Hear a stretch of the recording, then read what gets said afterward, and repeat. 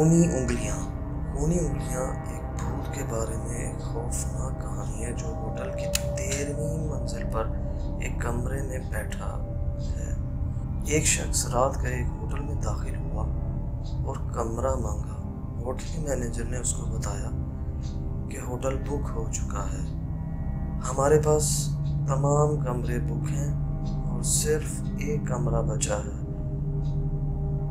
जो कि 13वीं मंजिल पे है, लेकिन हम इसे किराए पर नहीं देते क्योंकि ये प्रेतों भूतों का है। मैं ले लूँगा, ताजिर ने कहा।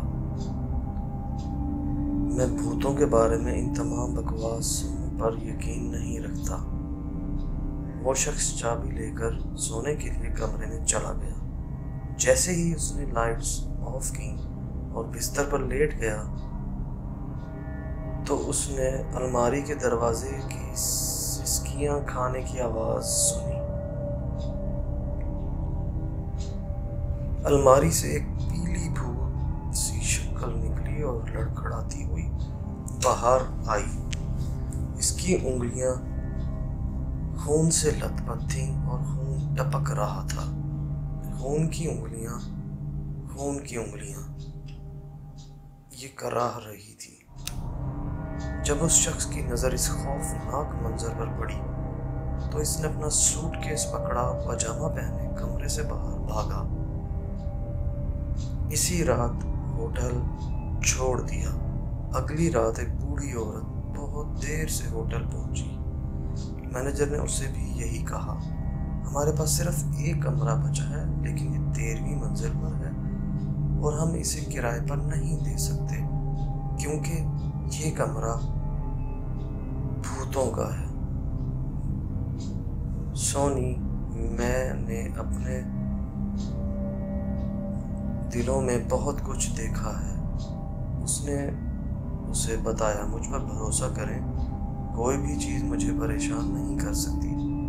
जैसे ही वो लाइट्स बंद करके बिस्तर पर लेट गई, अलमारी का दरवाज़ा खुला और एक खौफनाक शख्सियत बाहर निकली।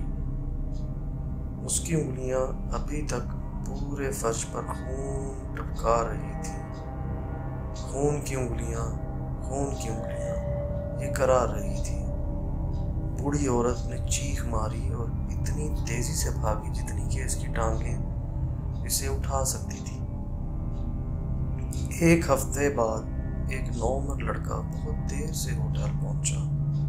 उसने मैनेजर की वार्निंग के बावजूद प्रेतों वाला कमरा भी ले लिया। उसने अपने कमरे की कीमत अदा की, चाबी ली और ऊपर की तरफ चला गया। बैग खोलने के बाद उसने अपना गिटार निकाला और कुछ धुनें बजाना शुरू कर दी। जल्द ही अलमारी का दरवाज़ा खुला और भूत नमदार हुआ। पहले की तरह इसकी उंगलियों से खून बह रहा था, कालीन को खून से भिगो रहा था और वो कर रही थी। खूनी उंगलियां। लड़के ने भूत प्रेत पर कोई तवज्जो नहीं दी।